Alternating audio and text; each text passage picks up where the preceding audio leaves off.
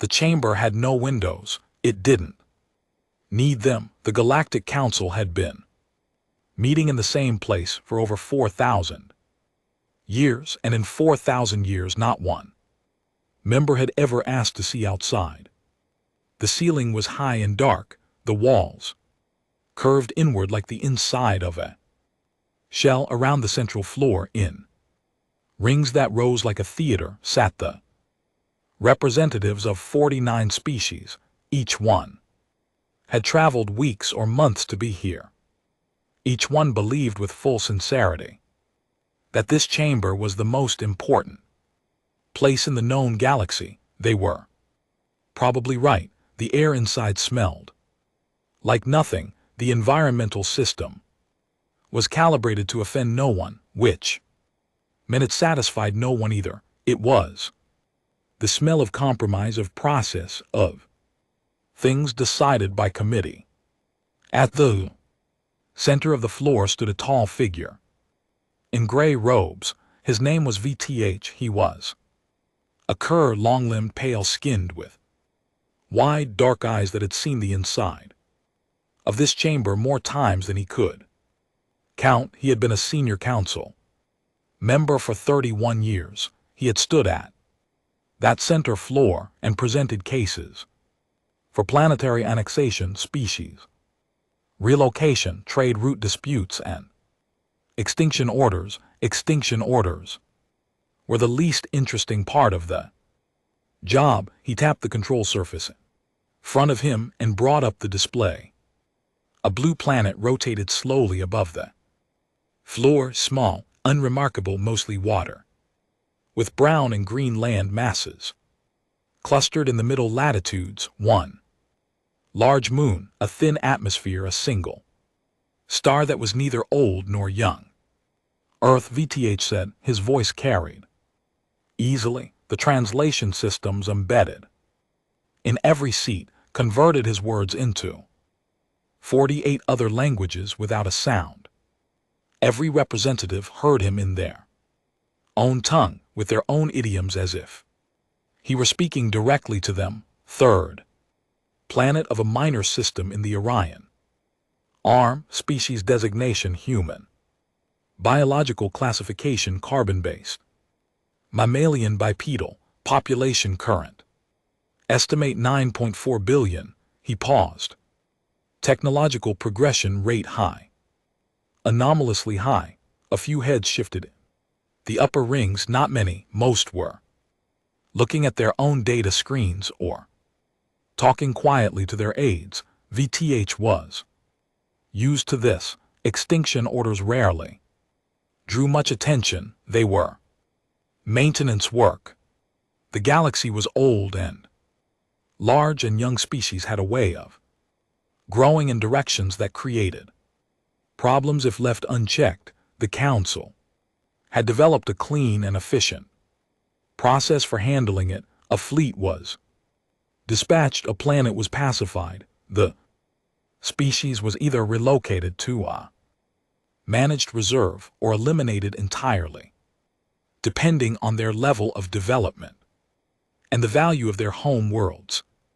Resources. Earth resources were average. Its location was inconvenient, and its species had, according to 3 separate projection models, a 17% chance of becoming a Class 4 territorial threat within the next 2 centuries. 17% was not high, but the cost of a pacification fleet now was considerably lower than the cost of a war later. The math was simple. The Council had done it many times. Current threat assessment, VTE, continued, places the human species at Class 2, progressing toward Class 3. They have achieved limited space travel, permanent settlements on their moon and on the 4th planet of their system. Several deep space probes, no faster than light capability, no confirmed knowledge of galactic civilization. He looked up at the rings. They do not know. We are coming, he said it without any particular tone. It was a standard line. Standard information, most primitives. Didn't know the council existed until the fleet arrived, and by then it was too late for the information to be useful. The recommendation is pacification with full planetary clearance, VTH said. Dispatch of a standard class 1 fleet. 200 vessels, estimated completion 72 hours from first contact. He stepped back from the floor, the session. Moderator, a heavy-set drill with 4 arms and an expression of permanent exhaustion opened the floor to discussion. He looked like he was hoping there wouldn't be any. There was almost none. A representative from the Thornic collective asked whether the human home world had any mineral deposits worth preserving. VTH confirmed it did not. The representative sat back down. Sarenth the Elder asked whether any protected observation status had been previously granted. VTH confirmed it had not. The Elder made a small sound of acknowledgement and returned to their data screen. Then a voice came from the lower ring. I'd like to speak. VTH looked up. The voice belonged to a young Kari seated 3 positions to the left of the main Kari delegation block. She was junior by every measure, young, low ranked, and not scheduled to address the floor today. Her name was Sarah's. VTH knew her vaguely. She had been assigned to the Outer Systems Monitoring Division 6 months ago. She was considered thorough. She was also considered by several of her seniors to be overly cautious. The moderator nodded at her. Briefly, Sarah stood. She was holding a data tablet, and her grip on it was tighter than it needed to be. I've been reviewing the human files for the past 4 months, she said. Full files, military records, conflict history, weapons development trajectories, psychological studies. She looked at VTH. I want to register a concern before this vote. VTA kept his expression neutral. The floor is yours. The 17% projection is based on standard models, Sarah said. Those models assume that a species with no knowledge of galactic civilization will follow one of 3 development curves: expansion, consolidation, or stagnation. She set the tablet on the rail in front of her. The human species doesn't follow any of those curves. Their development isn't linear. It isn't even consistent. They have been at war with themselves for the entirety of their recorded history. They have destroyed entire civilizations, rebuilt them, destroyed them again. They have fought wars over land, resources, ideology, religion, and things that have no material value at all. She paused, and every time they fight, they build better weapons. The chamber was quiet. Not the silence of interest, the silence of mild impatience. Their current military hardware, Sarah's continued, is significantly more advanced than our Class 1 fleet projections account for. We are using data that is 4 years old. The human species does not stay still for 4 years. VTH spoke from his position near the center, junior Sarah's. The projection models include a developmental variance buffer of the buffer is 18 months, she said. I know, I read it. She looked at the rings. I'm telling this chamber that a species which has been at war continuously for 6,000 years, which has developed nuclear, chemical, biological, and kinetic weapons against themselves, not against us, and which has been quietly industrializing its outer solar system for the past 4 decades, may not respond to a pacification fleet the way a standard Class 2 species responds. Small ripple of noise moved through the upper rings, not concerned. Something Closer to amusement, the Thornic representative leaned toward his aide and said something in a low voice. The moderator looked at Sarah's with the polite blankness of someone who had already decided how this would end. Thank you, Junior Sarah's. The concerns are noted. I'm requesting a full updated survey before any fleet is dispatched. The request is noted. I'm requesting a delay of Junior Sarah's. The moderator's voice was still polite, still flat. The request is noted. Are there any further technical objections from the floor? There were not. The vote proceeded 47 in favor, 3 opposed. The 3 opposing votes came from smaller species, whose own histories included pacification orders. They voted against every extinction resolution, every time. As a matter of principle, it never changed anything. Sarah sat down. She put the tablet in her lap and looked at the blue planet still rotating above the center floor, small, unremarkable, mostly water. She had read every file, every conflict record, every weapons test log that their monitoring arrays had captured.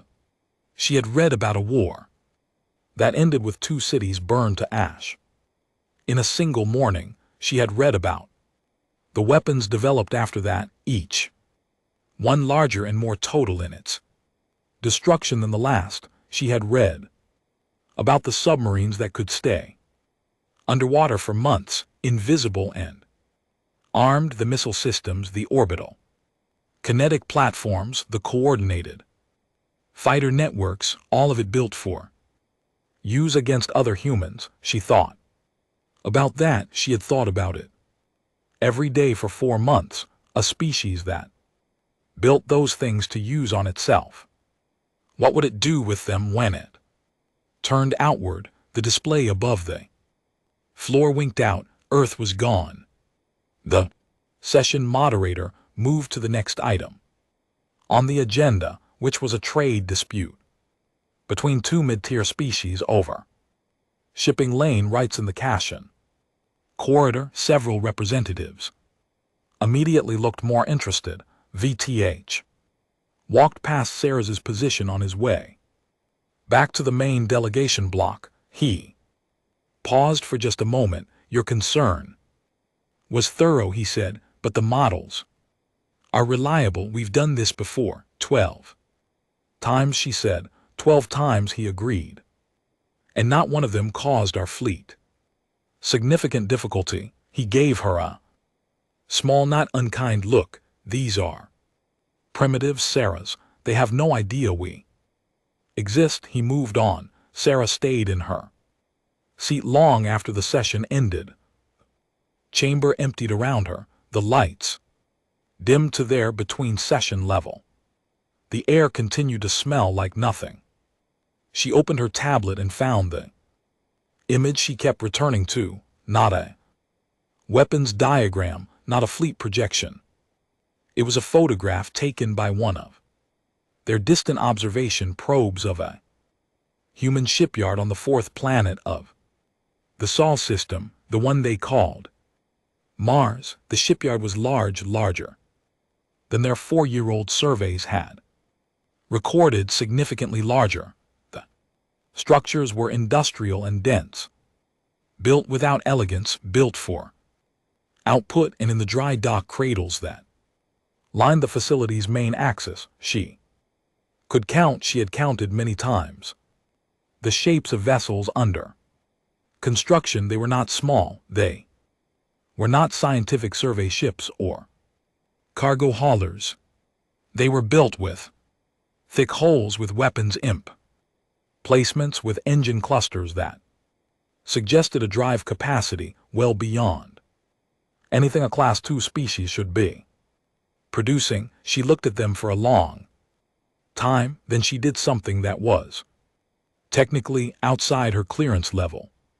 She opened a private communications channel, encrypted, routed through 3 relay points, and she began composing a Message not to the council, not to her superiors. The message was addressed to a set of coordinates she had pulled from the monitoring files, Earth's deep space communication array, the one they used to send signals outward, searching for something they didn't know was already watching.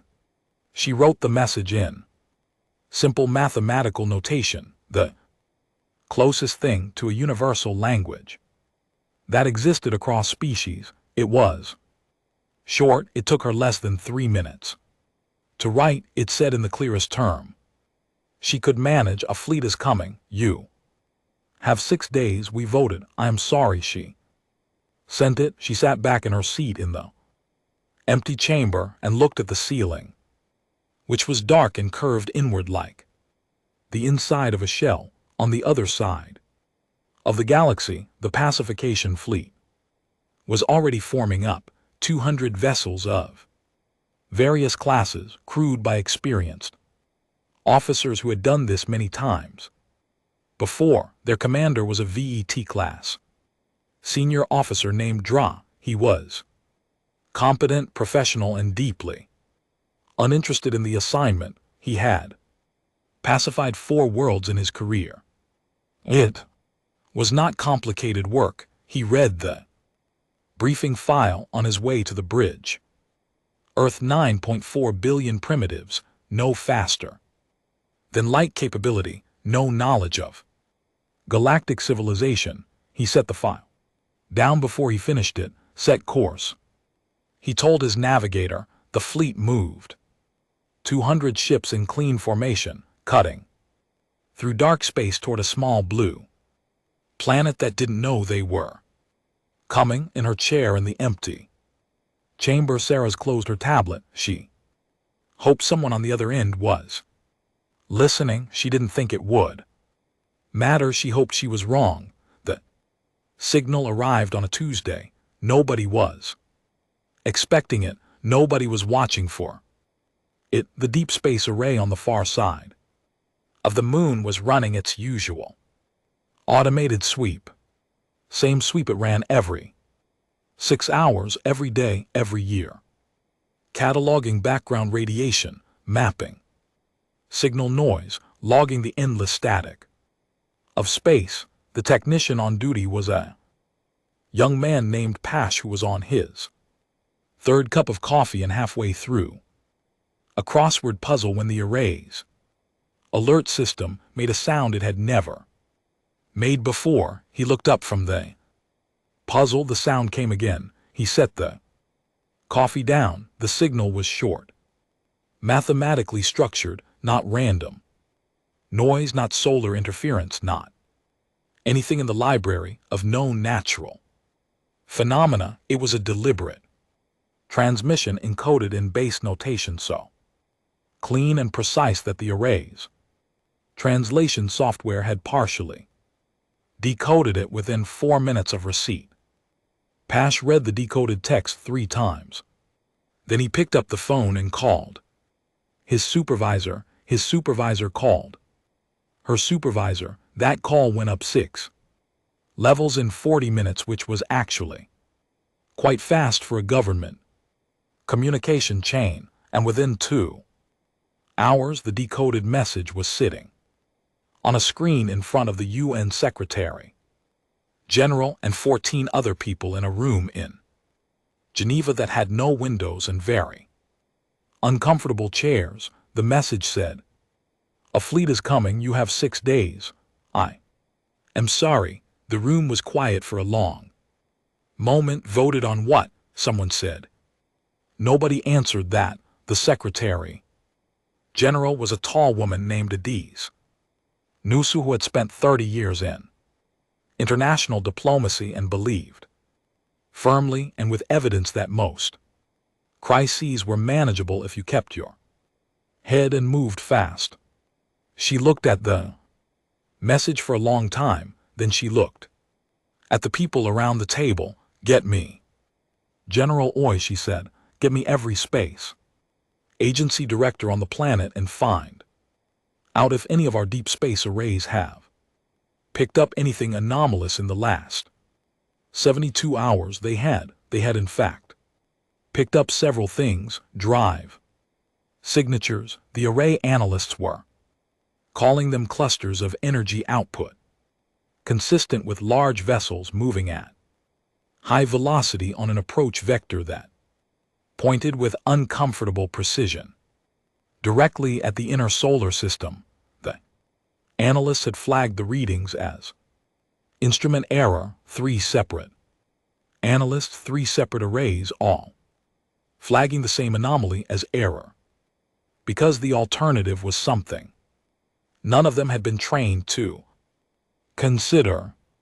By the time General Maraos arrived in Geneva, they had confirmed it was not instrument error. The fleet was real. It was large, and it was 6 days out. Osi was 54 years old. She was short and broad-shouldered with close-cut gray hair and the kind of face that did not waste expressions on things that didn't matter. She had commanded ground forces in 2 conflicts, then moved into the Joint Defense Command 15 years ago when it became clear to the people watching her that she thought about war differently than most people did. Not emotionally, not politically. She thought about it the way an engineer thinks about a structure. What are they? Load-bearing points. Where does it fail? What do you build it from if you need it to stand? She sat down at the table in Geneva and read the full briefing in silent. Drive signature, fleet size, estimate between 180 and 220 vessels, approach vector confirmed, 6 days. She read the decoded message again. A fleet is coming. You have 6 days. We voted. I am sorry. She looked up. What do we know about the ships? The analysis team had prepared a projection. The signatures were consistent with large vessels, larger than anything Earth had built. Most of them, though the energy output varied widely across the formation. Some were very large, some were mid-sized. Formation held tight and consistent, which suggested experienced crews operating under coordinated command. Do we have any indication of weapons capability? OC asked. We don't know. The analyst said. We've never seen anything like this before. Best guess. The analyst hesitated. A fleet this size traveling in a pacification formation. That was the technical term the analyst used. Pacification formation, which told OC immediately that someone in the room had already spent the last 2 hours doing research they hadn't shared yet, would carry enough firepower to cause serious damage to planetary infrastructure, meaning, as I said, they can glass us from orbit if they choose to. The analyst looked at the table. Potentially, yes. The room broke into noise. Several voices at once. Negotiate, respond to the signal, send a message, find whoever sent the warning, reach out, talk. There had to be a way to talk. OC let them talk for 90 seconds. Then she said with no particular volume, we fight back. Room went quiet. The Secretary General looked at her. General, they sent a pacification fleet. Oi said, not a contact team, not a diplomatic vessel, a fleet. Whatever we say to them in the next 6 days, they are not coming to talk. She looked around the table. We can send messages. We should send messages, but while we're sending messages, we need to be doing something else. She pulled up a map of the solar system on the room's main screen. Mars, the asteroid belt, Luna. We have assets, she said. The room did not understand what she meant. She explained. The shipyards had been there for a long time. The Luna facility was the oldest, started 40 years ago by a joint program that had originally been classified as a heavy transport infrastructure project. That was true. Technically the first ships built there were heavy haulers, designed to move ore from the asteroid belt to Earth's orbital stations, large, slow, heavily armored to survive debris impacts. Then the engineers looked at what they had built and made a decision that was never formally approved by any committee but was never formally stopped either. They started building the haulers thicker, larger with engine clusters that had no reason to be that powerful on a mining vessel with internal configurations that could be, with certain modifications, converted to other purposes. The asteroid belt facility started in year 12 of the Luna program, built to be invisible, embedded in a rock cluster running cold, designed to look exactly like an automated mining operation. Mars had 3 facilities, all of them active.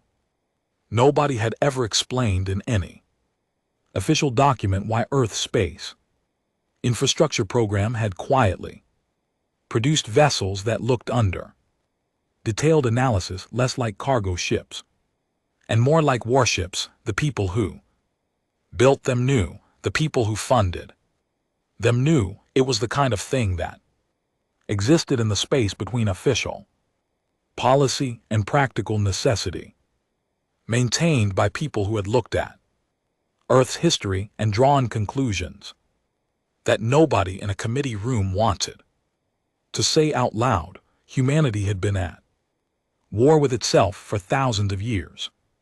The people who built the ships understood what that meant. They had taken everything those wars produced, every lesson, every innovation, every brutal efficiency, and they had put it into hulls not for aliens. They didn't know about aliens for each other. General Ose had known about the shipyards for 11 years. She had visited each facility twice. She had reviewed every vessel, every specification, every capability report. She had never once believed they would be used for what they were now being asked to do. She believed it now. She gave the order at 3:00 in the morning Geneva time, and by 4 the shipyards were running at full capacity. Every vessel that was complete or near complete was being prepared for launch. Every crew that had been trained, and they had been trained quietly for years in programs that officially did not exist, was being recalled. The first ship to power its drives was the Unistone. It was not a beautiful ship. Nobody who saw it would have called it beautiful. It was massive and dense, built with the kind of practicality that ignores aesthetics entirely. Its hull was thick, several times thicker than it needed to be for the pressures of space travel, because the engineers who designed it had been thinking about something other than space travel when they set the hull tolerances. Its weapon systems were numerous and redundant. If you destroyed one, 3 more covered the same arc. Its engine cluster was oversized for its frame, which made it fast in ways that its bulk suggested it shouldn't be. It looked to the people on Mars who watched it power up like something that had been built for the specific purpose of refusing to die. The captain of the Adamant was a woman named Tors. She had served 20 years in the program, had been waiting for this moment without knowing exactly what moment she was waiting for, and when the launch order came through, she read it twice and then told her crew to strap in. Back in Geneva, OC stood in front of a screen that showed the shipyard activation status, green lights coming on one after another across 3 facilities. Secretary General stood beside her. How many ships? 47, ready for immediate Launch, OC said. 14 more within 48 hours. Against 200. Yes, General, those are terrible odds. OC looked at the screen. The green lights kept coming. They are, she said, but they built their fleet to pacify a Class 2 species. She turned to look at the Secretary General. They have the wrong information. She didn't explain what she meant. She didn't need to. The Secretary General was a smart woman. She would work it out. On the third day, Sarah's received a response to her message. She was in her quarters on the Council observation vessel. She had requested a posting on the monitoring ship that would follow the fleet at safe distance, which her superiors had granted. Without asking why, when her private terminal chimed, the response was short. Also in mathematical notation, also clean and precise. It's a said thank you. We know. Sarah's read it several times. We know not. We surrender not. We will negotiate not. Please help us not. What do? We know. She sat with that for a long time. Then she pulled up the shipyard image again, the one from Mars, the dry dock cradles, the thick hold shapes she had been looking at for months. She counted them again. Then she opened the full sensor report that the fleet's long-range arrays had just filed the first detailed scan of the inner solar system. Now that they were close enough for resolution, she read the number of active drive signatures coming from Earth's facilities. She set the report down. She thought about the message. We know. She thought about what a species did when it knew, not a species that had lived in peace for centuries, not a species that had built its technology in careful, supervised progression under the guidance of older civilizations, a species that had been doing nothing but fighting for thousands of years, that had turned every conflict into a lesson, that had never in its entire recorded history responded to an existential threat by surrendering. Sarah's opened a new message channel, not to Earth this time, to the Council. She began typing. She wrote, I need you to look at the updated sensor reports. I need you to look at what is launching from the human facilities right now. I need you to understand that the fleet we send is not sufficient. She sent it. She already knew they wouldn't listen. They hadn't listened the first time. Outside her window, the stars were cold and still, and somewhere ahead in the dark, 200 ships moved toward a small blue planet, and on that planet and its neighbors, engines were firing up one after another, green lights on a screen. In Geneva, a woman standing in front of them who had spent her life learning the geometry of violence, the adamant, was already moving, 46 more ships behind it. 14 more coming. Nobody on Earth slept much in those 6 days, but Oe noticed something moving through the facilities and the command centers and the briefing rooms. People were afraid, of course. They were afraid, but underneath the fear there was something else.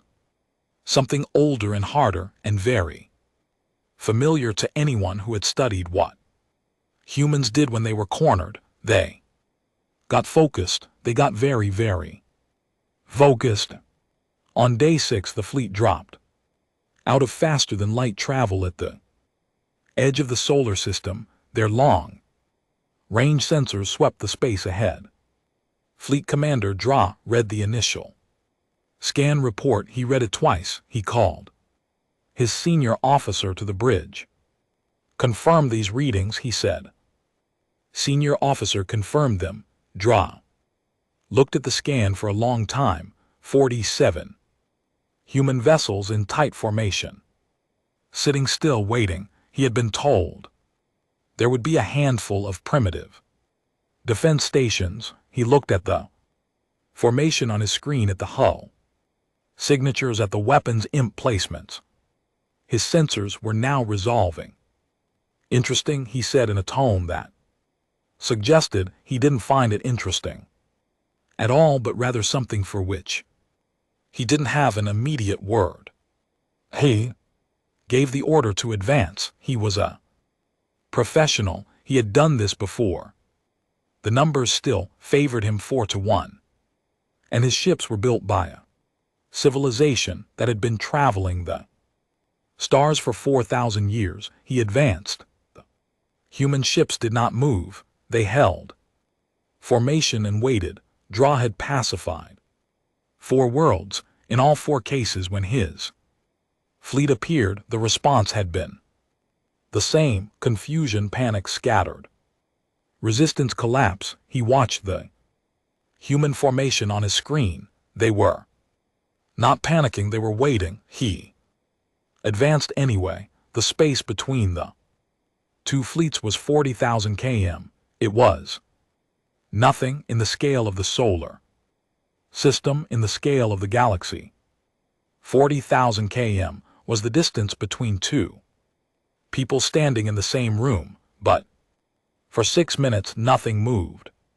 The 2 formations sat across that gap like they were waiting for something, permission, maybe, or the right moment, or just the particular silence that comes before very loud things happen. Drax stood at the main display on his bridge and studied the human formation. 47 ships. He had confirmed the count 3 times. They were arranged in a pattern that his tactical system flagged as non-standard. Not because it was sophisticated, but because it didn't match any formation in the database. His system contained the recorded tactical patterns of 61 species across 4,000 years of conflict and pacification. The human formation matched none of them. It was dense. The ships were close together, closer than most species kept their vessels in a combat formation, which was usually spread for defensive coverage. The humans were bunched. The tactical computer suggested this might indicate poor training, inexperienced crews, defaulting to proximity for psychological comfort. Drax Sr. Officer, a lean carry named Voss, stood beside him. They're not moving, Voss said. I see that. Standard response would be to scatter or attempt communication. They're doing neither.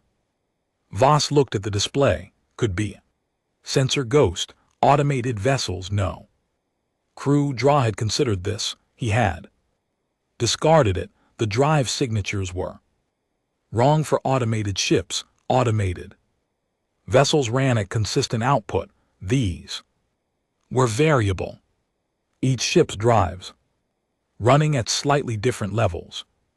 The kinds of variation you got from 47 different hands on 47 different throttles. There were people in those ships, people who were sitting still and waiting. Suppression wave. Draw said. Full spread. Let's end this cleanly. The suppression wave was the standard opening move in a pacification engagement.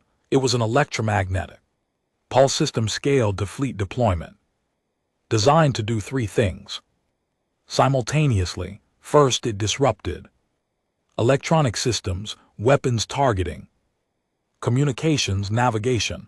Second, it created a low-frequency resonance effect in enclosed metal spaces that most biological species found deeply disorienting, something between nausea and panic at a level below conscious thought. Third, it was visible, a wall of blue-white light that rolled outward from the fleet line, and the sight of it in every recorded engagement had caused formations to break. Seeing something like that come at you and hold your position required either extraordinary discipline or complete failure to Understand what you were looking at.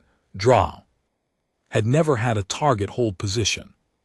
Through a suppression wave, he fired it. The wave rolled outward across the 40,000 km, beautiful in its way. Curving sheet of light, even in total. Moving at the speed of the fleets. Projector range, it hit the human formation in the span of a breath. For 3 seconds Dick saw nothing change. Then 7 of the human ships went dark. Drive signatures dropped, no movement.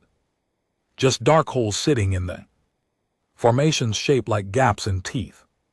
He had expected more. He watched the remaining 40 vessels, waiting for the scatter. It didn't come. One of them fired a single vessel mid-formation.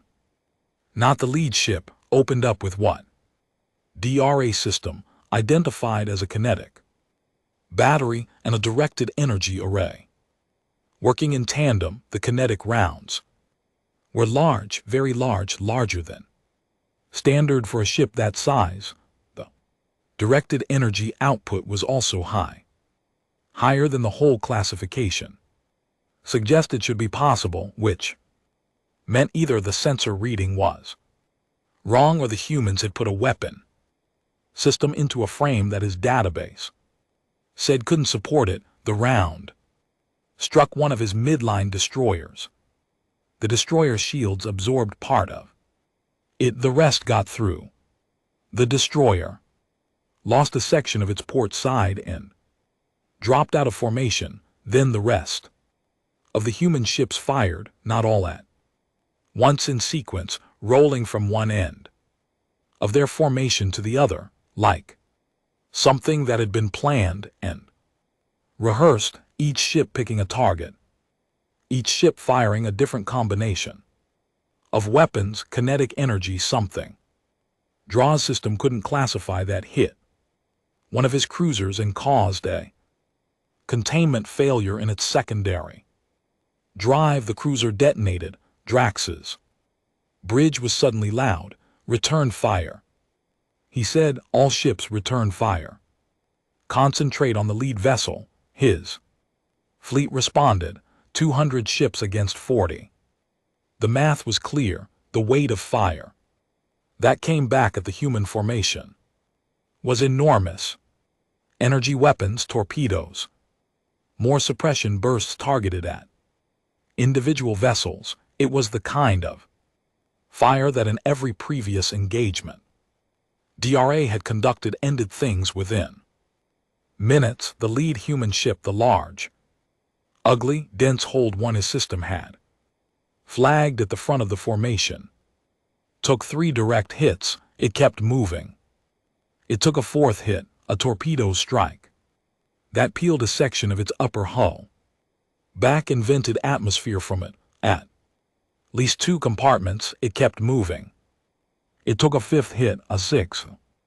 Accelerated. Draw watched this. He watched a ship that should, by any structural calculation, have been dead or disabled after the 2nd hit, absorb 6 strikes and increase its speed.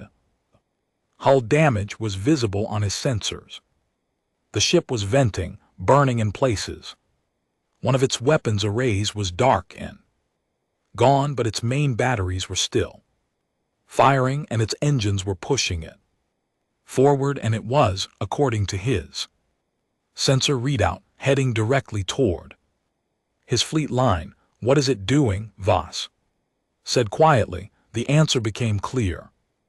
About 30 seconds later, the lead human ship was not trying to break through the fleet line. It was not making a run for open space. It was going straight at his flagship. Evvisra said his flagship moved. It was a large vessel, one of the largest in the fleet, and it moved more slowly than he would have liked. The human ship adjusted course with it. Still coming, still firing. One of its shots took out his flagship's forward sensor array.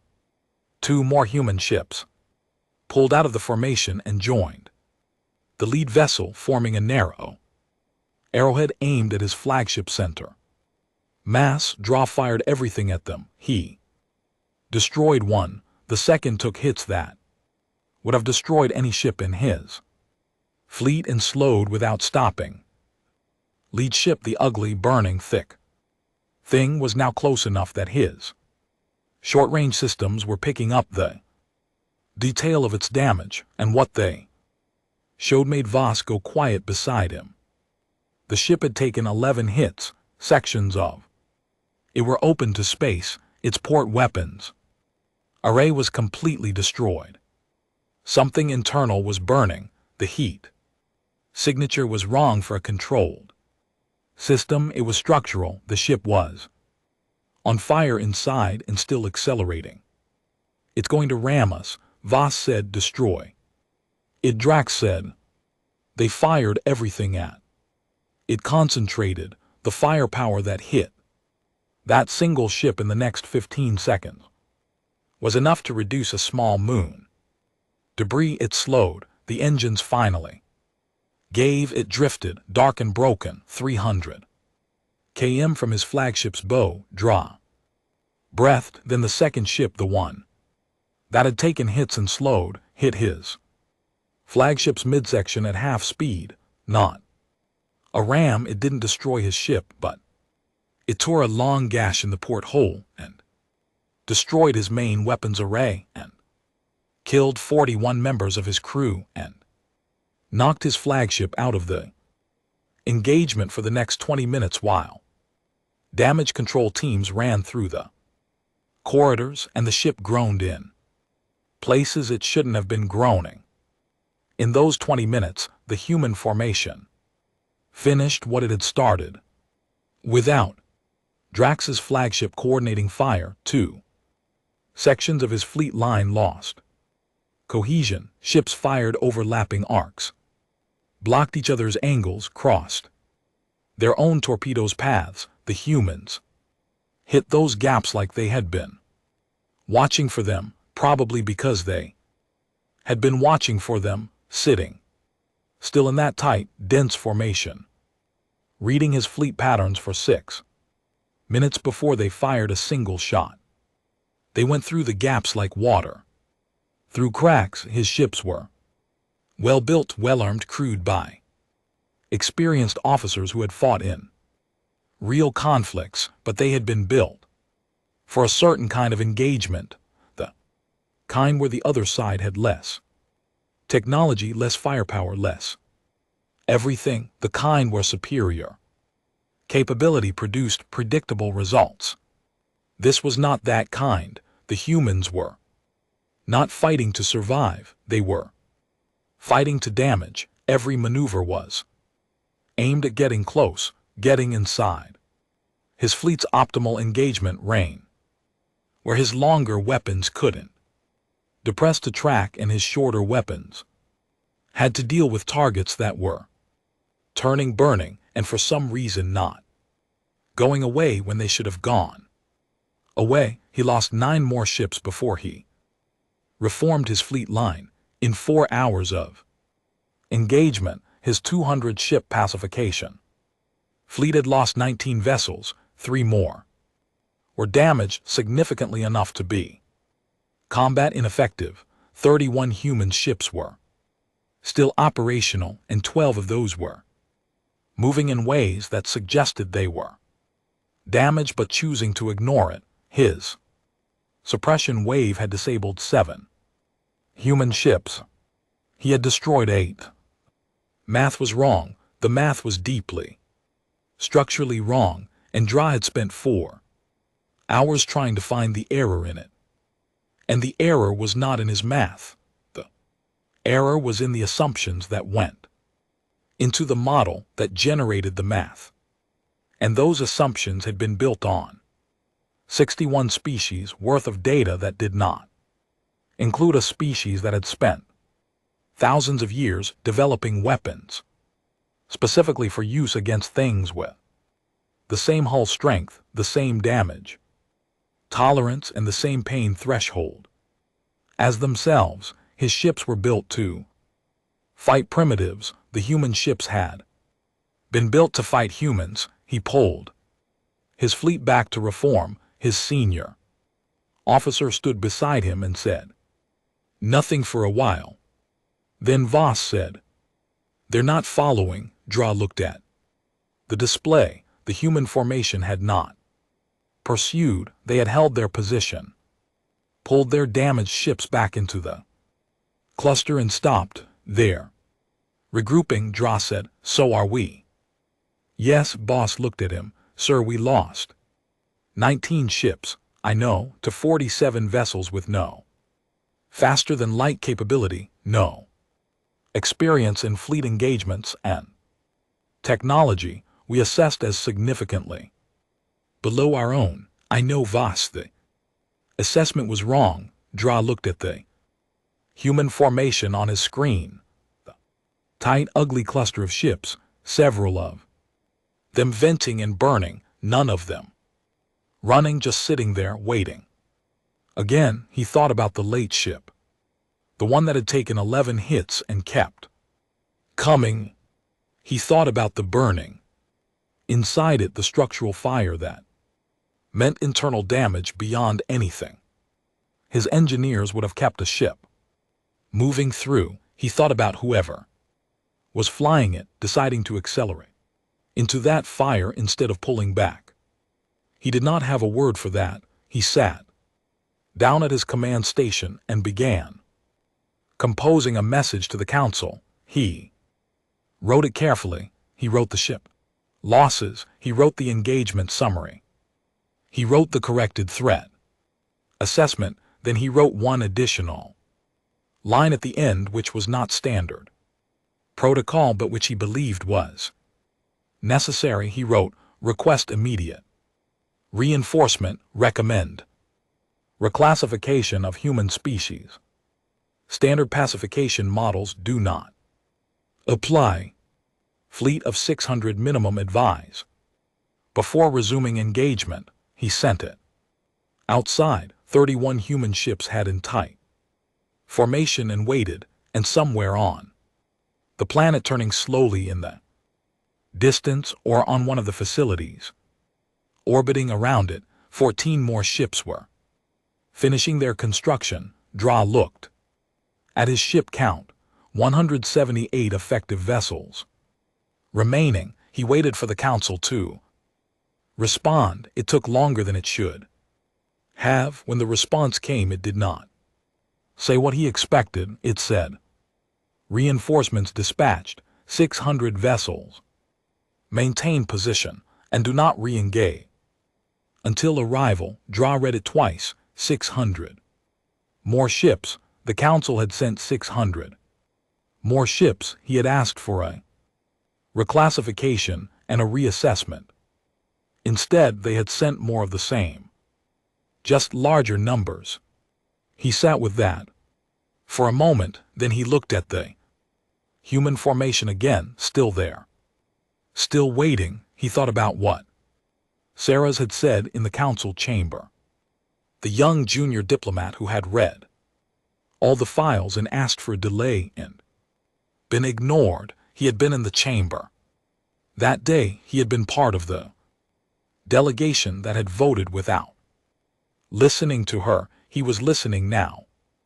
He didn't know what 600 more ships would accomplish against something that took 11 hits and kept accelerating. He didn't know, and that uncertainty was new, and it sat in his chest like something cold.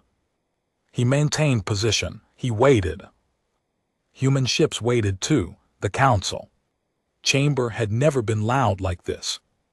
In 4,000 years of sessions, the chamber had seen arguments, disputes, even the occasional diplomatic incident that required the moderator to suspend proceedings, but it had always maintained a certain quality, a controlled temperature, a managed noise level, the sound of civilization, processing problems through established procedure that was gone. VTH stood in the middle of the floor and read Drax's report out loud, and by the time he reached the ship losses, the chamber had already stopped being a chamber and become something closer to a room full of frightened people who had agreed just days ago that this would be routine.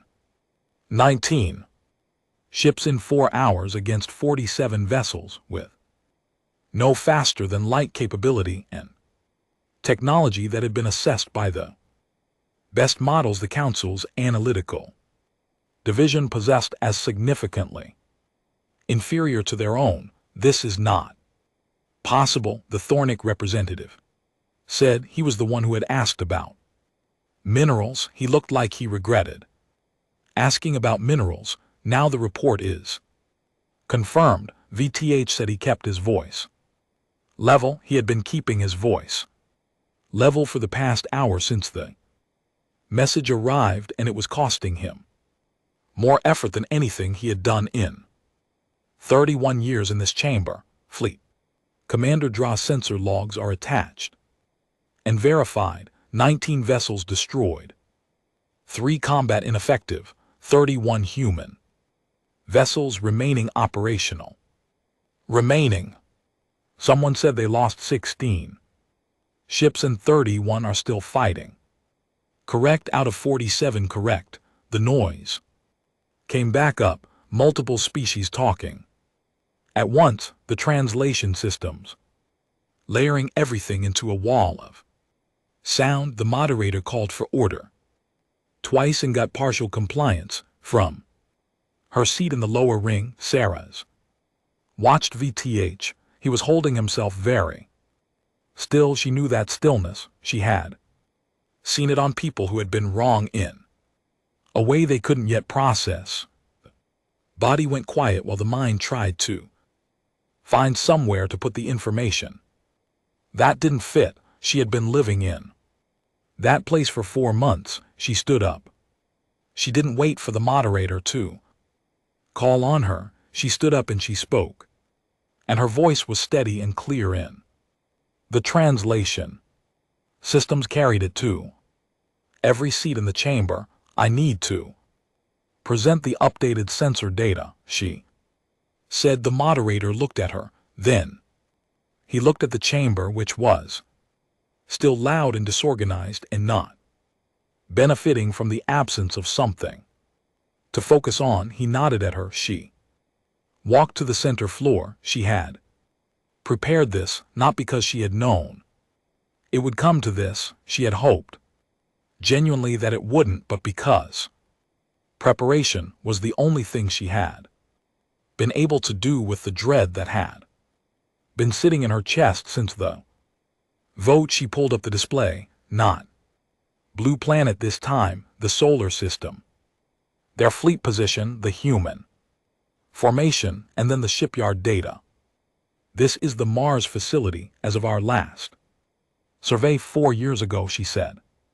The image appeared above the floor. Dry dock cradles, 14 vessels under construction, whole signatures consistent with heavy industrial transport. She let the chamber look at it for a moment. This is the same facility from our long-range scan taken 6 days ago. The image changed. The chamber went quiet. The dry dock cradles had more than doubled in number. The vessels in them were not the same shape as the ones from 4 years ago. They were larger. The hull profiles were heavier, denser, with the weapons emplacements clearly visible even at sensor resolution. No ambiguity, no interpretation required, no way to call them industrial transport ships.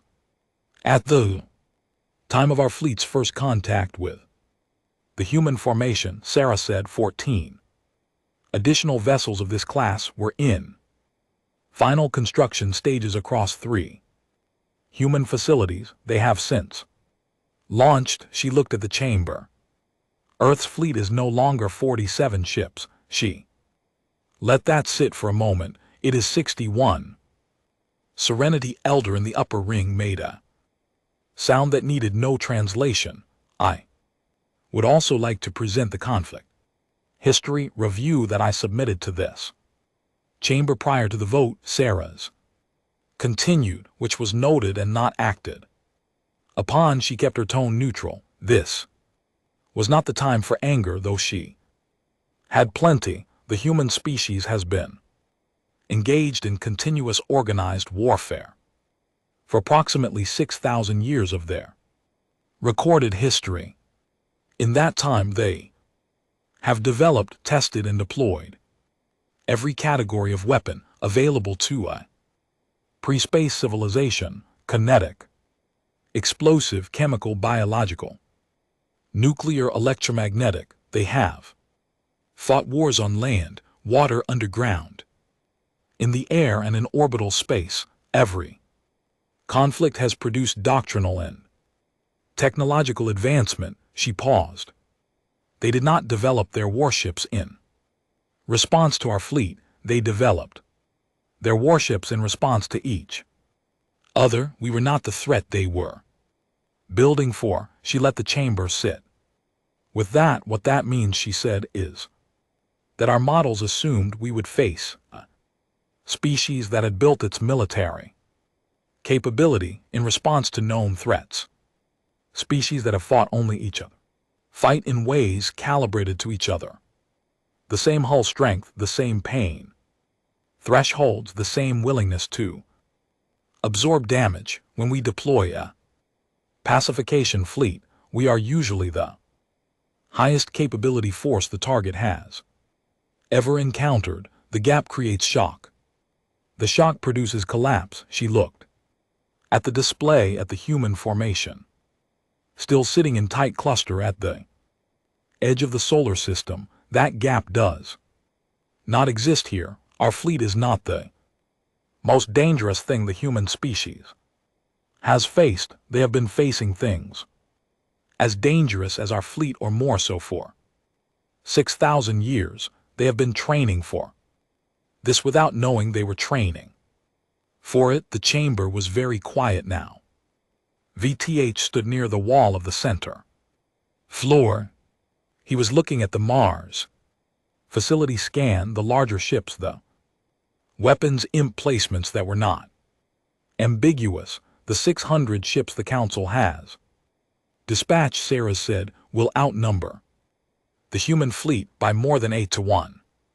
She looked at VTH, then at the moderator, then at the rings. I am asking this chamber to consider whether numerical superiority is the correct analysis given what Fleet Commander Drax's engagement report tells us about how human vessels perform against superior numbers. Silence. Then the Thornic representative spoke. What are you suggesting? I'm suggesting, Sarah said carefully, that before 800 of our ships engaged 61 human vessels in the human home system, we understand what happened in the first 4 hours fully.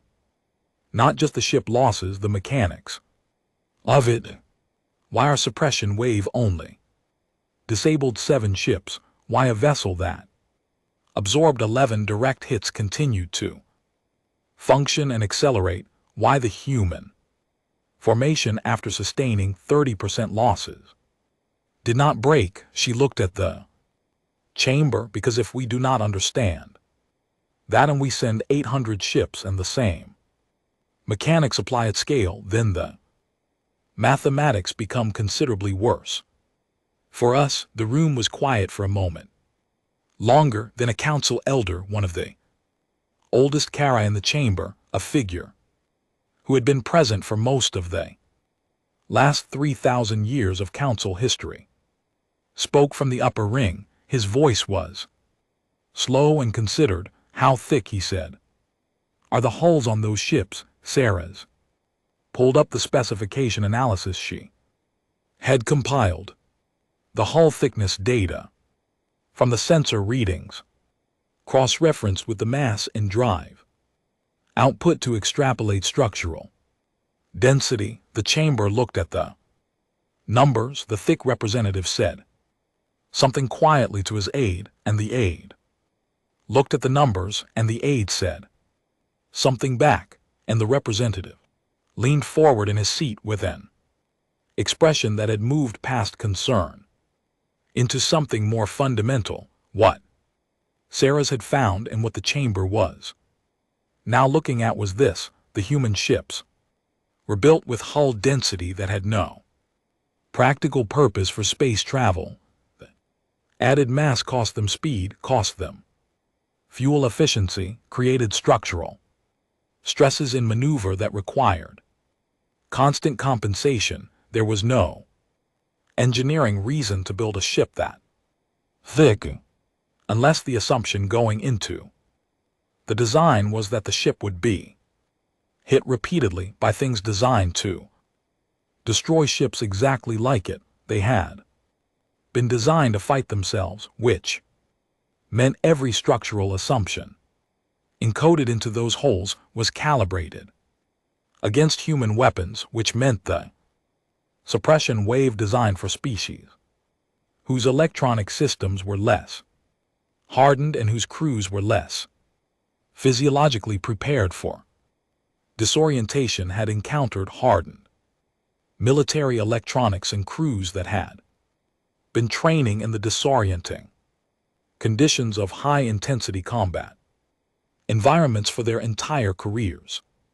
7 ships disabled out of 47. Other 40 had shaken it off and returned. Fire. Sarah's watched the chamber. Understand this.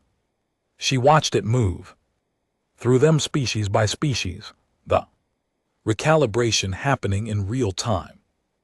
Not panic, not yet, but something shifting under the floor of the room. The solid certainty of 4,000 years of managed expansion developing a crack it hadn't had 3 hours ago. She stepped back from the center floor. VTH did not move to replace her on Earth. The sensor data came through at 400-hour station time relayed from a deep space array that had been quietly repositioned during the 6-day window before first contact. General Oy was in the command center on Luna when the analyst brought it to her. The alien fleet was pulling back, not retreating. The formation was still there, still holding position outside the inner system, but the advance had stopped. The fleet had disengaged and gone still. Her officers read this as a victory. Several of them used that word. OC let them use it. She understood why they needed to. She looked at the fleet size on the sensor. Read out 178 effective vessels, estimate more than 4 times what Earth had. They had pulled back anyway. She thought about why. Either they were damaged enough to need recovery time, or they were waiting for something, or both. Her instinct said both. Her instinct also said that if they were waiting, whatever they were waiting for was larger than what had already arrived. Get me the construction status on the 14 ships, she said. Her aide checked. 11 of the 14 were complete. Crews boarding now. 2 more. Within 12 hours, 1 had a dry fault that needed another day. 12 ships, Owe said. We have 12 more in the next 12 hours. Yes, General. She looked at the main display. Her fleet out there, 61 ships now, plus 12 more coming. The alien formation sitting still across the gap. She looked at the damage reports from the engagement. The Adamant had made it back. Tors had brought it in on emergency drive. Half its hull opened to space. 2 of its weapon arrays completely gone. The crew had kept it together with emergency seals and controlled venting, and what OC suspected was pure stubbornness. She had read the full engagement report from Tors. The part that stayed with her was near the end. A single line in the damage summary: crew sustained 16 casualties, 42 injuries. Ship remains combat capable. Crew requests reassignment to front of formation. They wanted to go back to the front Adamant was half a wreck in its crew. Wanted to go back to the front, OE. Stood at the viewport in the command center and looked at the planet below. Earth turned in the dark, slow and blue, and indifferent to the things being. Decided in its name, she thought about what she knew and what she didn't know. She knew the alien fleet had pulled back. She knew they had taken losses they hadn't expected. She knew the engagement report would go somewhere. Back to whoever sent the fleet, back to whoever gave the order, and that somewhere something would be decided. She didn't know what, she knew that whatever was decided, it would not be nothing. A civilization capable of sending 200 ships across the galaxy was not going to absorb 19 ship losses and a strategic retreat and decide to leave. They were going to send more. She didn't know how many more. She turned to her aide. Open a line to the Mars yards. I want to know what the maximum acceleration on new construction looks like if we strip every non-combat system from the build spec. Her aide looked uncertain. Strip build means no life support redundancy. No, I know what it means, OC said. Find out. She turned back to the viewport. The planet turned below her, slow and blue. She watched it. 14 more ships from the yards in the next 72 hours if the strip build worked. After that, it depended on raw material throughput and drive unit production, which were both running at limits that the programs had never been tested at. She did the math in her head. The fleet was growing. She hoped it was growing fast enough. She hoped, but she was not the kind of person who relied on hope. So she kept moving and kept pushing and kept asking questions, because the alien fleet was sitting still out there across 40,000 km of dark space, and sitting still meant waiting, and waiting meant something was coming. She was going to be ready for it. She was going to be ready for it, or she was going to have an answer for why she wasn't. Those were the only two options she was willing to consider. Below her, Earth turned. They came out of faster than light travel in a wall, not a formation, a wall. 800 ships dropping into real space across a front so wide that Earth sensor arrays needed 40 seconds to finish counting them. They appeared all at once, the way a storm appears over flat land. First, darkness on the edge of the sky, then the full weight of it, total and immediate. Drax's remaining fleet folded into the larger formation without ceremony. His 178 ships disappeared into the mass of 800 like a handful of stones dropped into a lake. The combined fleet stretched across a volume of space that dwarfed anything that had ever assembled in the history of the solar system. It was meant to end the conversation before it started. On Luna in the command center, the sensor alert woke every screen at once. OC was already awake. She had not slept more than 3 hours in the last 4 days, and she was past the point where that registered as anything meaningful. She stood at the main display and watched the count climb. The analyst beside her said the number quietly when the arrays finished their sweep. 812 vessels confirmed. OC looked at her own fleet count. 73 ships. The 12 from the stripped builds had come through. A 14th had launched 6 hours ago.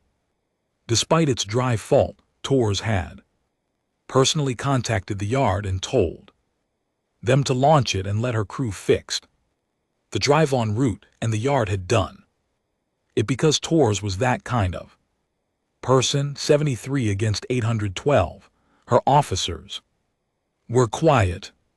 One of them, a young man named Reyes, who had been one of the best tactical analysts in the program, before the program became real, looked at the display and then looked at O's and said nothing. His face said it for him. OC looked at the display for a long moment, then she opened the fleet-wide communication channel. Every ship in the human formation received it simultaneously. She did not give a speech. She had never given speeches. She had watched other commanders give speeches before difficult engagements, and she had always thought the speeches were for the commanders more than the crews. The crews knew what was in front of them. The crews did not need words about honor or history or sacrifice. They needed to know one thing, that the person in command understood the situation completely and was not going to pretend otherwise. She said they brought 800 ships. We have 73. They know where we live. They came here anyway. She paused for exactly 1 second. So did we. In a way, we've been fighting things our own size our whole lives. This is the same. Another pause. Hold the line. She closed the channel. Raise looked at her. She could see him wanting to say something. She could see him deciding not to get the adamant on the line. She said, I want tours up front on the council observation vessel. Sarah's watched the combined fleet from her small viewport. 800 ships. She had argued against this, not the number they approach. She had argued that numbers were not the answer if the fundamental mechanics of the engagement were not yet understood. The council had not been interested in mechanics. They had been interested in resolution, and resolution meant force, and force meant numbers, and so here were the numbers. She watched the fleet begin its advance. It moved slowly at first, deliberately. The visual impact of 800 ships in forward motion was, she had to admit, extraordinary, even knowing what she knew, even believing what she believed. The sheer physical scale of it, the mass of those vessels moving through space in tight formation, was something that the mind processed as final, as inevitable, as a thing that did not get stopped. She looked at the long-range sensors. 73 human ships sitting in their tight, dense cluster, same as before, same position, same stillness. She had expected them to run. She had expected, when the full fleet dropped out of faster than light travel, that the human formation would scatter or retreat toward the inner planets, buying time, making the fleet chase them into territory that favored the defender. They didn't move. She thought about the message she had received. We know she thought about General Oe, whose name she had found in the human communications file, whose face she had seen in a photograph taken by a monitoring probe at some facility on the fourth planet. A short, broad-shouldered woman standing in front of a ship in dry dock, looking at it with the expressions of someone who had been waiting a long time. Cerseus watched the fleet advance. She pressed her hand flat against the cold surface of the viewport. OC watched the alien formation move on the main display, and she was thinking about numbers in a way that had nothing to do with the count. 800 ships. She had 73. In every conventional model of fleet engagement, that ratio produced one outcome. The side with 73 ships was destroyed, not depleted, not weakened, not driven back, destroyed. The firepower differential was absolute. She was not thinking conventionally. She had spent the 4 days since the first engagement reviewing every second of the sensor data. She had watched the playback of Drax's fleet, its formation, its response patterns, the way it had fired and maneuvered and coordinated She had found three things. First, the alien fleet was designed for range. Its weapons were most effective at long distances, the kind of distances where the power output was available to overcome shielding and hull at full effect. At close range, the effectiveness dropped significantly, not to nothing but significantly. Second, the fleet coordinated through a central command structure that was efficient and fast but hierarchical. When the flagship was disrupted in the first engagement, two sections of the fleet had lost coordination. The command structure was a strength in organized engagement and a weakness under targeted pressure. Third, the alien crews were experienced and disciplined and had every technological advantage. What they did not have and what their doctrine did not appear to account for was an opponent willing to close to contact range and stay there, regardless of damage taken. Every species they had fought had tried to survive the engagement. The human ships were not primarily optimized for survival, they were optimized for impact. She had built her plan around these three things, and the plan was simple in the way that plans have to be simple. When 73 ships face 800, there was no room for complexity. Complexity required margin. She had no margin. The plan was get close, get inside there. Optimal range, hit the command structure, stay there. It was not a plan that guaranteed victory. It was a plan that guaranteed the engagement would not go the way the alien fleet expected. She had decided a long time ago that unexpected was enough. The alien fleet crossed the 40,000 km mark, and she gave the order. 73 ships moved.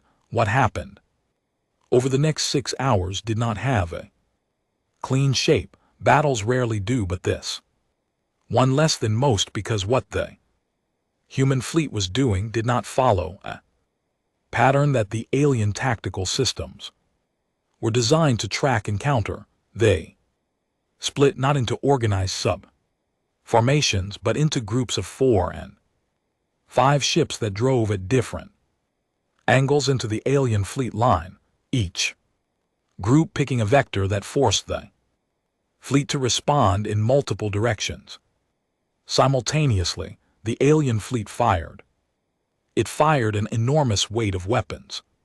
Ships went dark and some went apart entirely, and the human formation, such as it was, absorbed losses that would have ended any conventional engagement. 3 times over. The first hour, Earth lost 11 ships. The alien fleet lost 22. By the second hour, 47 human ships were in among the alien fleet, not behind the line, not flanking it, inside it, close enough that the alien long-range weapons couldn't depress to target them without hitting their own vessels. The alien fleet was firing at human ships and hitting itself. The coordination that made 800 ships a single instrument was becoming the thing that made 800 ships liability in close quarters. A group of 4 human ships found the command section in the 3rd hour. Ozzy had identified it in the first engagement. Not the flagship specifically. Drax had been replaced in the new fleet's command structure, but the pattern of communication signals that indicated where coordination was being managed. She had marked it. She had sent 4 ships toward it from the beginning of the engagement, taking a wide approach that kept them out of the main fighting until they reached the right position. They hit the command section from 3 angles. 2 of the 4 ships were destroyed getting there. The other 2 reached weapons range and opened up with everything they had, burning through their entire munitions load in under 8 minutes, targeting not just the command Ship but the communication relay. Vessels flanking it. The command ship. Survived damaged but functional, but the relay vessels did not. The alien fleet lost a coordination for 11 minutes. 11 minutes is nothing in peace. Time in a close quarters fleet. Engagement with 800 vessels trying to track and respond to 73 that were moving in non-standard patterns and refusing to retreat and hitting things they had no business being close to. 11 minutes was everything. The alien fleet began to break formation, not from losses. The losses, though significant, were still manageable for 800 ships. It broke formation because the math stopped working, because the tactical systems that processed 800 ships worth of sensor data and generated response options were encountering a situation their models did not contain.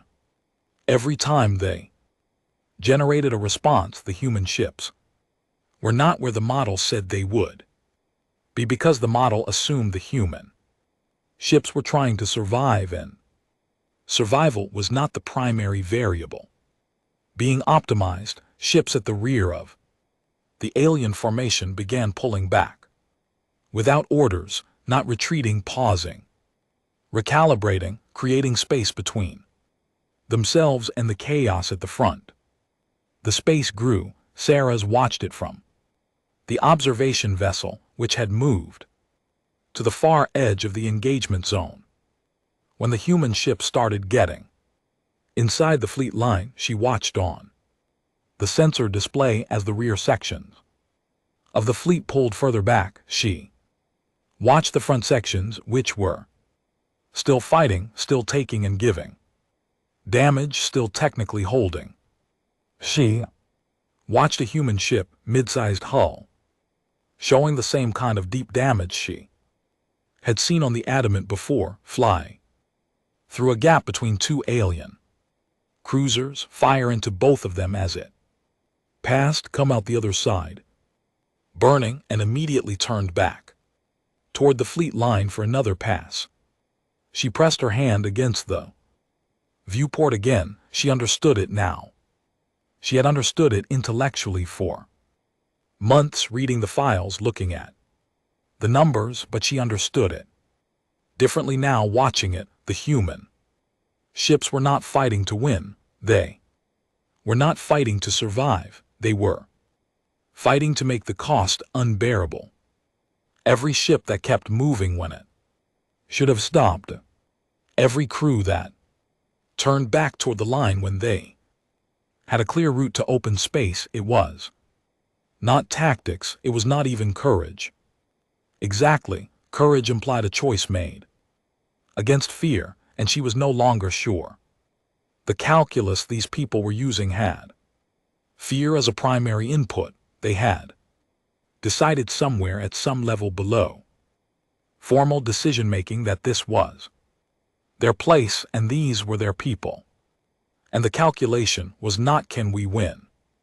The calculation was what will it cost them to take this from us. The answer they were generating with every passing hour was more than it is worth. The alien fleet pulled back. It did not happen with an announcement or a signal or a formal withdrawal order.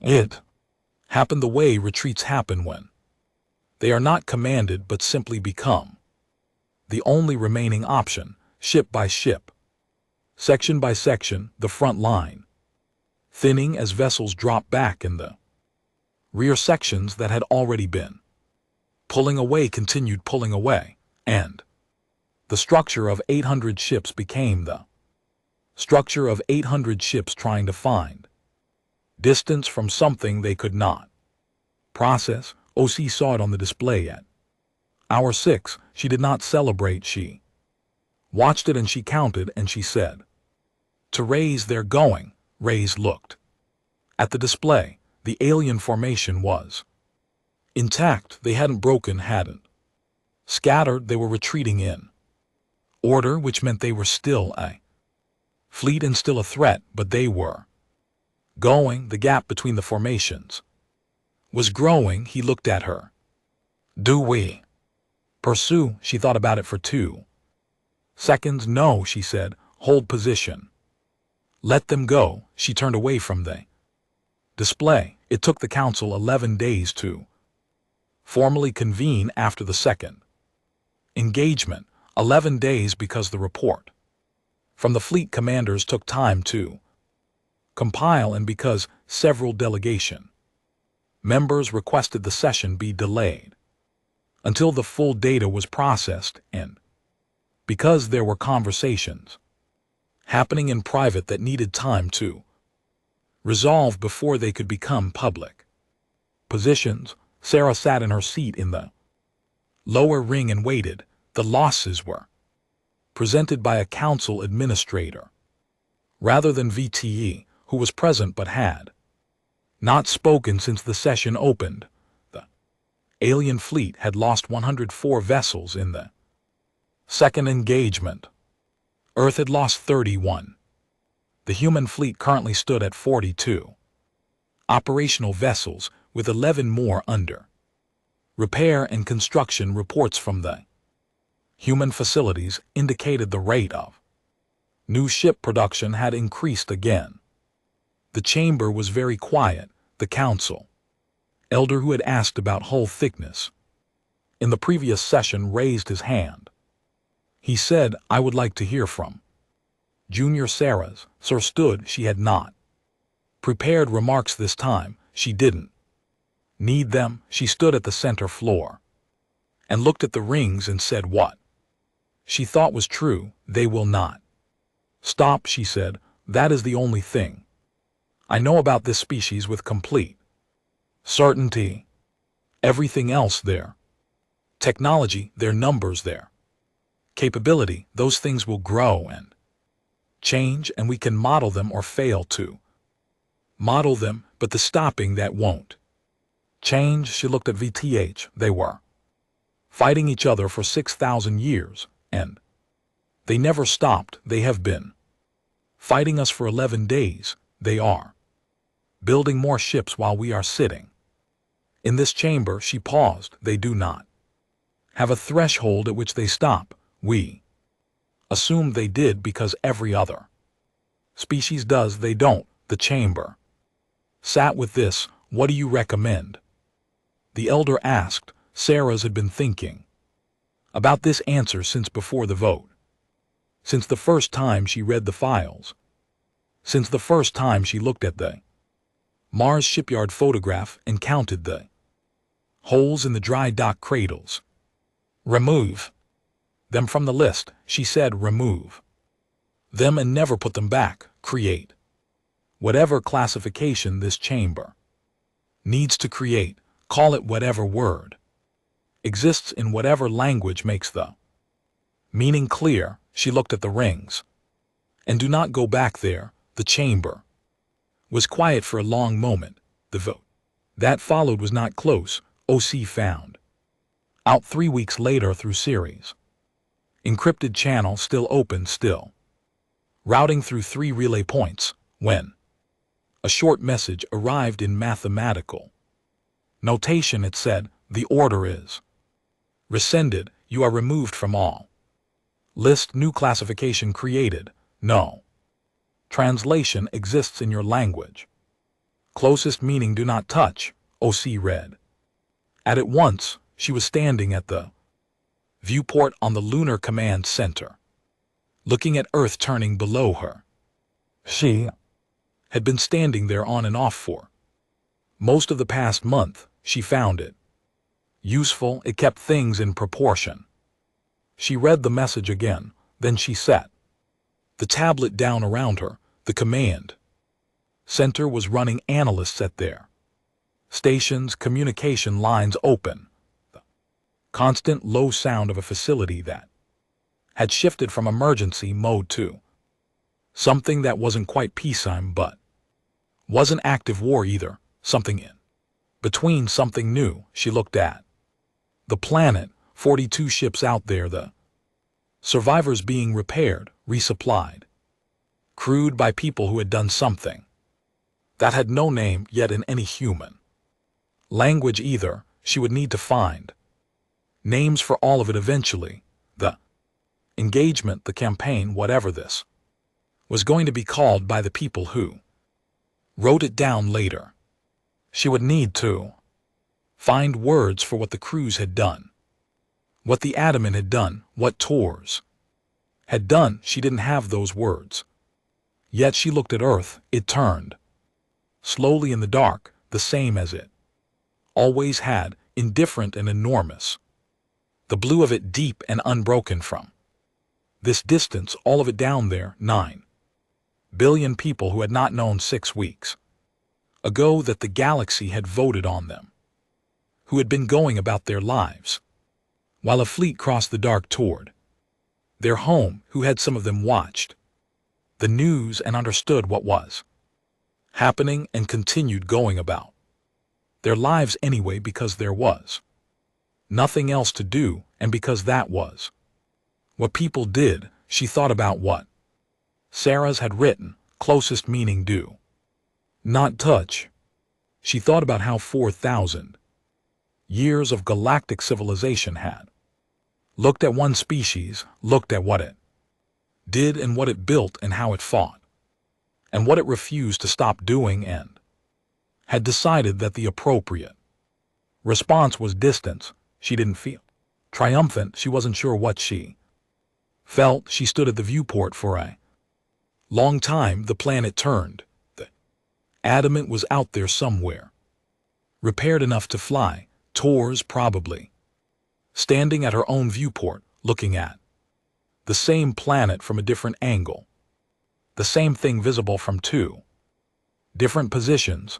OC picked up the tablet and composed a message back through Sarah's channel. Short mathematical notation. It said, "Received, thank you again." She sent it. She stayed at the viewport. She watched Earth turn in the dark, slow and blue and still there, and said nothing, because there was nothing that needed saying, and because some things are larger than words, and the right response to them is simply to stand and look and understand that you are still standing. The planet turned. The stars were cold and still, and somewhere out past the edge of the solar system, in the dark between here and everything else, the galaxy gave a wide berth to a small blue world it had once decided to erase.